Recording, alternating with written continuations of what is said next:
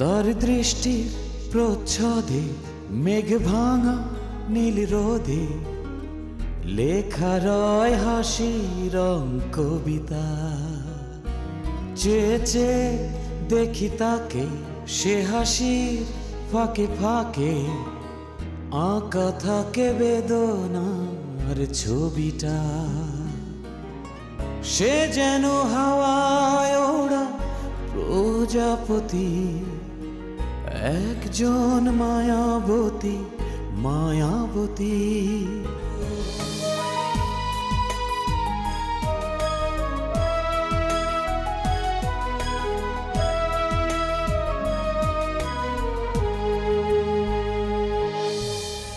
দুঃখ পেছনে রেখে ইচ্ছেকে কাছে ডেকে সময়কে বলি তবে থামো।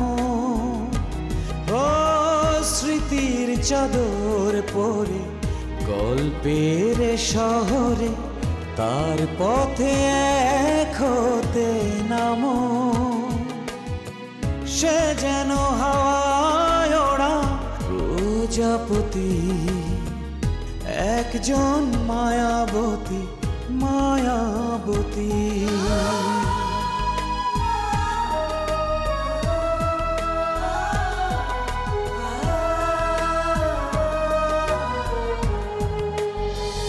যার জন্য পৃথিবীর সব কিছু ছেড়ে ছেড়ে চলে যেতে পেরেছিলি, আজ কেন তাকে এত অপছন্দ?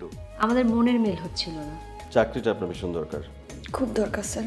তুই আর ওর কাছে ফিরে যাবি না এরকম কোনো মতলব করছিস না তো? তোমার চাকরিটা হয়ে গেছে। আমি তোকে আমার সামনে আর দেখতে চাই না। Get out! যা। আমি মীরা মহলে কিছুদিন থাকতে এসেছি। এই যে আপনার সেই মীরা মহলের চাবি। তুমি কি আর কখনোই ফিরে যাবে না? না।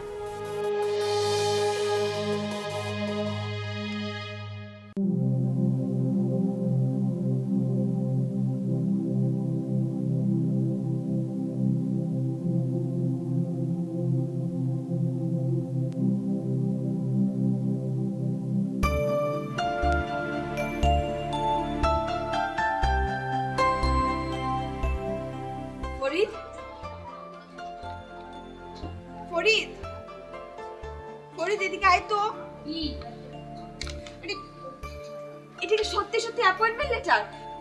মানে এটা সত্যি সত্যি এখানে লেখা আছে অ্যাপয়েন্টমেন্ট লেটার, শব্দটা লেখা আছে সত্যি? আরে এদিকে আয় না। দেখ এখানে কি যা লেখা আছে সব সত্যি? হ্যাঁ হ্যাঁ আপু, এখানে যা লেখা সব সত্যি। ভাই আমার, তুই আরেকবার একটু পড়ে দেখ না, আমার তো বিশ্বাস হচ্ছে না। আপু এই চিঠি এই নিয়ে অন্তত আমি 20 বার পড়েছি। আরেকবার একটু দেখ না যে এখানে যা লেখা আছে সব সত্যি সত্যি। আমার দেখে বলা লাগবে না, মুখস্থ বলতে পারবো। বলবো? না থাক, লাগবে না। কিন্তু এখানে যা লেখা আছে সব সত্যি, মানে আমার চাকরি হয়ে গেছে? হ্যাঁ হ্যাঁ সব সত্যি, তোমার চাকরি হয়ে গেছে। কাল থেকেই তোমার চাকরি। না না, রাত 12টা পার হয়ে গেছে, তার মানে আজ থেকেই তোমার চাকরি। আপু এখন থেকে তাহলে আমাদের অভাব দূর হয়ে যাবে, তাই না? মার চোখের পানি দেখবো না। কি হলো আপু, তুমি কাঁদছো কেন? আনন্দে কাচ্ছি ভাই, আনন্দে। আপু তোমার তো চাকরি হয়েছে কম্পিউটার অপারেটরে, কিন্তু তুমি তো কম্পিউটার চালাতে পারো না, কিভাবে তাড়াতাড়ি শিখবে? সেজন্য খুব টেনশন হচ্ছে। দোয়া করিস ভাই, আমি যেন তাড়াতাড়ি কম্পিউটার চালানো শিখতে পারি। স্যারকে আমি কথা দিয়েছি এক রাতের মধ্যে কম্পিউটার চালানো শিখে নিব। সেটা কি করে সম্ভব? এটা তো কথার কথা, তাড়াতাড়ি শিখে নিলে হবে। মা আসো। মা তোমার 100 রাকাত নফল নামাজ পড়া শেষ? হ্যাঁ শেষ।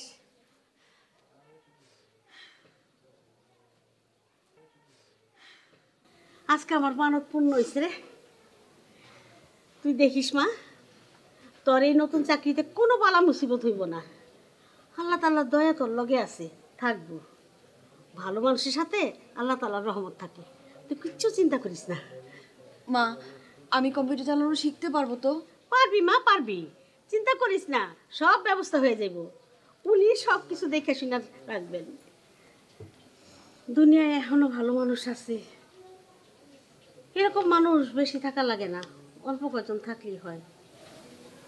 মারে, তুই কি উনারে একটু বাসায় নিয়ে আসতে পারস? একটু দেখবো, উনারে দেখতে খুব ইচ্ছা করতেছে।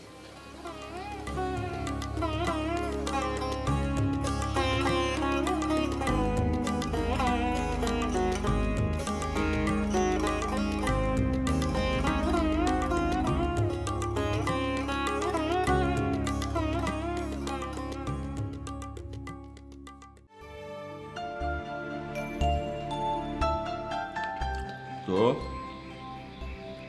জনাব পিচ্চি সাহেব, এইটা আবার কেডা? আপনি আপনি জনাব পিচ্চি সাহেব। জনাব পিচ্চি সাহেব। যেহেতু আপনার কোনো নাম নাই, আপনার কি নাম জিজ্ঞেস করলে আপনি বলতে পারেন না, আপনারা সবাই পিচ্চি নামে রাখে, সেজন্য আজকে থেকে আপনার নাম হচ্ছে জনাব পিচ্চি সাহেব। আপনার নামের আগে কোনো টাইটেল দিতে হবে? এই যেমন চৌধুরী, পাটোয়ারি, ভূঁইয়া, খান, পাঠান, দিতে হবে কোনো টাইটেল? জনাব পিচ্চি খান। হ্যাঁ।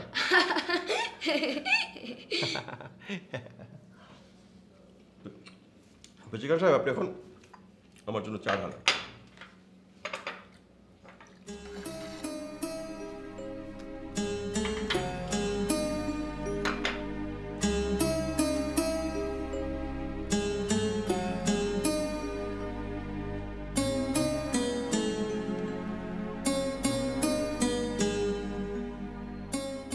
এইটা আবার কি লেখেন? প্রতিদিন কী কী কাজ করবো সেটা একটা লিস্ট করে, যদিও লিস্ট মতো কোনো কাজই করতে পারি না, বুঝছো? লিস্ট অনুযায়ী কোনো কাজই কোনোদিন শেষ হয় না। তারপরে কেন লিস্ট করে জানো?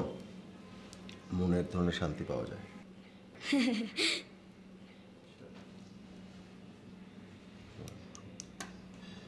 সর্বনাশ। কি স্যার? থাক থাক।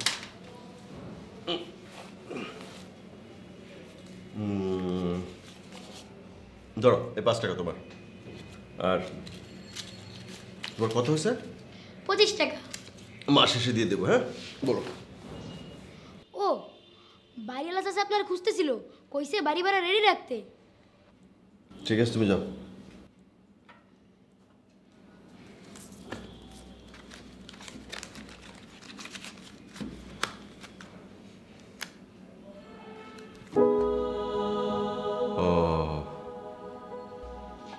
কুদ্দুসের বোনটার তার খবর নেওয়া হলো না।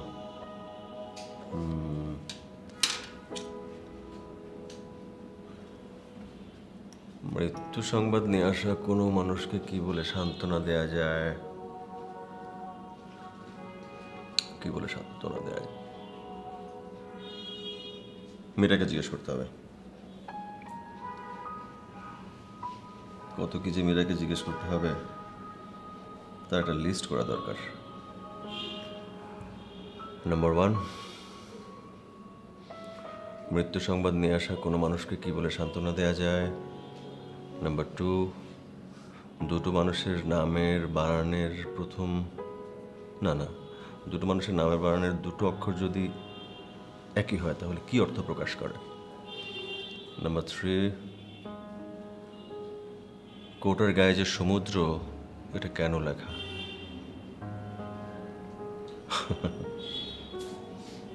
কত প্রশ্ন, কখনো কি জিজ্ঞেস করা হবে?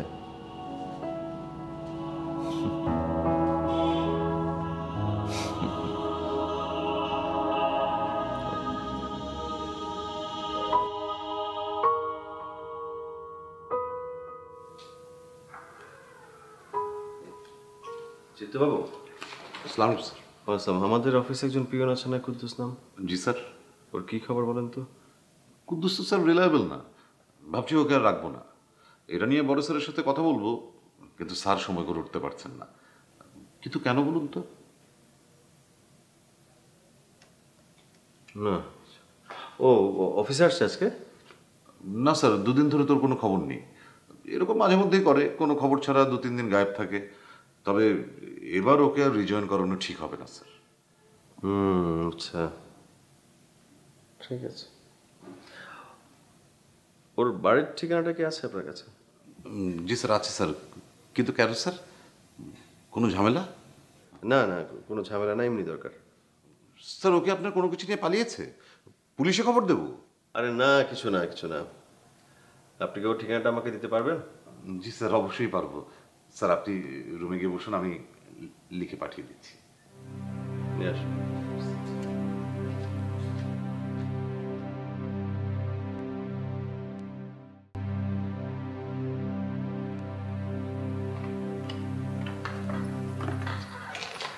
স্যার। তোমার বসার ব্যবস্থা এখানে হয়েছে? জি স্যার। ভালো তো, ভালো কাজ করো কাজ করো। তোমাকে কিন্তু একটা শর্তে নেওয়া হয়েছে, চাকরি দেওয়া হয়েছে, জানো তো? জি স্যার। কি শর্তটা কি? স্যার তাড়াতাড়ি কম্পিউটার শিখতে হবে। শিখে নিও। আমি আমার সাধ্যমতো চেষ্টা করব স্যার। চেষ্টা টেস্টা না, 1 সপ্তাহ সময়। আমি আমার সাধ্যমতো চেষ্টা করব স্যার। আর ইমতিয়াজ সাহেব আমাকে অনেক সাহায্য করছেন। ও জানা, জি স্যার। তোমার কাছে কেউ একজন এসে বললো তার প্রিয়জন মারা গেছে। তুমি তাকে কি বলে সান্ত্বনা দেবে বলো তো? কে মারা গেছেন স্যার? আপনার কি কেউ মারা গেছেন? কে মারা গেছেন? কিভাবে মারা গেছেন? কবে? আজকে? কিছু না।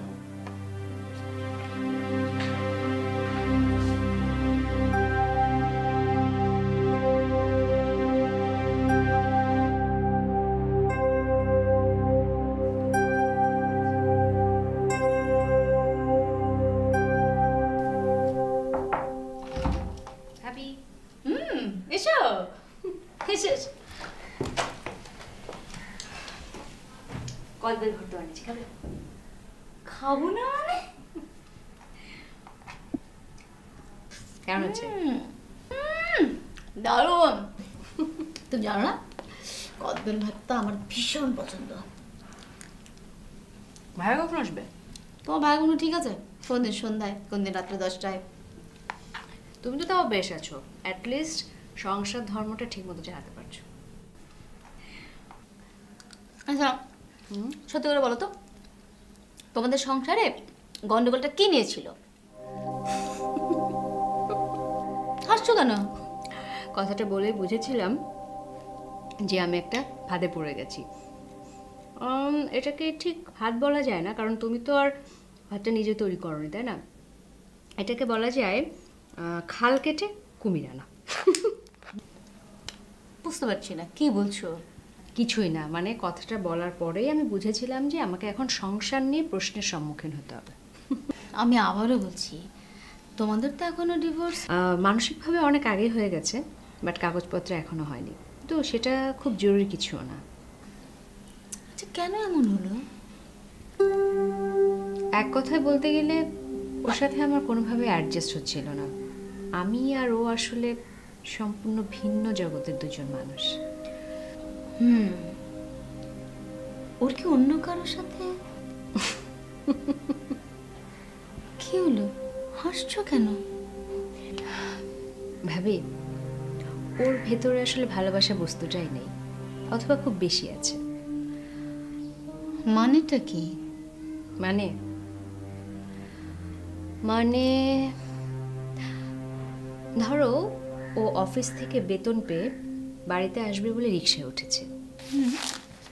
রিকশাওয়ালা তাকে কোনো একটা বিপদের কথা বলল, ও সঙ্গে সঙ্গে রিকশাওয়ালাকে সাথে নিয়ে রিকশাওয়ালার বাড়িতে চলে যাবে। তার সমস্ত মুশকিল আসান করে সব টাকা পয়সা খরচ করে বাড়িতে আসবে। তার সংসার সারা মাস কীভাবে চলবে সেটা সে জানে না। তোমাদের কি কোনো ইকোনমিক ক্রাইসিস ছিল? আমি তো যতদূর জানি মঞ্জুর তো একটা কোম্পানির বোর্ড অফ ডিরেক্টর। ভাবি, তুমি আসলে বুঝবে না, মানে তোমাকে বুঝিয়ে বলা সম্ভব না। ও একেবারে ভিন্ন একজন মানুষ। আমাদের চারপাশের চেনা জানা মানুষগুলো থেকে ও একেবারে ভিন্ন। ওর সাথে না মিশলে বুঝবে না। আচ্ছা তুমি বলছিলে ও ভালোবাসতে জানে না, ব্যাপারটা আমাকে একটু ক্লিয়ার করে বলো তো। না, ভালোবাসতে জানে না এই কথাটা বোধহয় ঠিক না। ও ভালোবাসে, ও পৃথিবীর সবাইকে ভালোবাসে, কিন্তু পৃথিবীর এই অসংখ্য মানুষের মধ্যে যে একজন স্পেশাল কেউ আছে এই বিষয়টাও বোঝে না। তাহলে এখন কি করবে? কি করব সেটা এখনো ঠিক করিনি। আপাতত ধরো কয়েকটা দিন ঘুমিয়ে গান শুনে কাটাতে চাই, তারপর একটা চাকরি বাকরি ঠিক করে নেব। তুমি চাকরি করবে কেন? তোমার কি টাকার অভাব? ভাবি, চাকরি সবাই টাকার জন্য করে না, কেউ কেউ চাকরি করে সময় কাটাবার জন্য। সারাদিন ঘরে শুয়ে বসে থাকতে ভালো লাগে, কিছু তো একটা করা চাই জীবনে। তাহলে এই যে লেখাপড়া করলাম সেটা কেন? সেটা কোনো কাজে লাগবে না? তোমার ভাইয়ার ব্যবসায় যোগ দাও, একজন বিশ্বস্ত মানুষ তো দরকার। তোমার ভাইয়া যা খুশি হবে না। ভাইয়ার অফিসে আমি চাকরি করব না, আমি নিজে একটা চাকরি জোগাড় করে নেব। সে তুমি যা ভালো মনে করো করো। তা আমি বলছিলাম কি বলো। না, আজকে বলবো না, আজকে তোমার শোনার মুড নেই, আরেকদিন বলবো। আমি জানি তুমি কি বলতে চাও। তুমি তো সব সময় বেশি বেশি বোঝো। তুমি রাগ করেছো? করেছি। প্লিজ রাগ করো না, তুমি হচ্ছ আমার সবচাইতে প্রিয় ভাবি, তুমি রাগ করে চলবে? প্রজাপতি একজন মায়াবতী, মায়াবতী তার দৃষ্টি প্রচ্ছদে মেঘ ভাঙা নীল রোদে লেখা রয় হাসি রং কবিতা। চেয়ে চেয়ে দেখি তাকে, সে হাসির ফাঁকে ফাঁকে আঁকা থাকে বেদনা ছবিটা। সে যেন হাওয়ায় ওড়া প্রজাপতি, একজন মায়াবতী, মায়াবতী। সে যেন হাওয়ায় ওড়া প্রজাপতি, একজন মায়াবতী, মায়াবতী।